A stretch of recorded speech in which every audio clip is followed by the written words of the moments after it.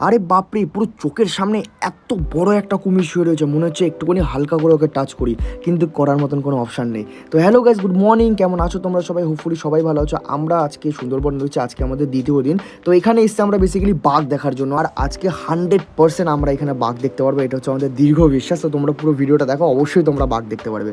তো দেখো এখানে লোকেশনটা এত সুন্দর না, পুরো চারদিকে সবুজ আর সবুজ, মন প্রাণটা সত্যি বলছি পুরো জড়িয়ে গেলো। এখানকার বাড়িগুলো দেখো কত সুন্দর।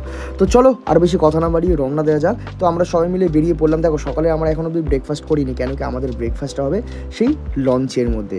ভাই বুঝতে পারছো, একটা আলাদাই ভাইবস। তো রীতিমতো আমরা লঞ্চের মধ্যে উঠে পড়লাম, আর গিয়ে সেখানে না, বিশ্বাস করে এই যে জেঠু আর জেঠিমাটাকে দেখছো না, এরা হচ্ছে আমাদের এই আগের দিন থেকে পুরো রান্না করছে কনস্ট্যান্ট, ঠিক আছে? আর এত সুন্দর এদের রান্না যে কি বলবো। তাই এদের সাথে একটুখানি কথা বলে নিলাম, আর এরা আমাদের সকালবেলা ব্রেকফাস্টটা রান্না করছে।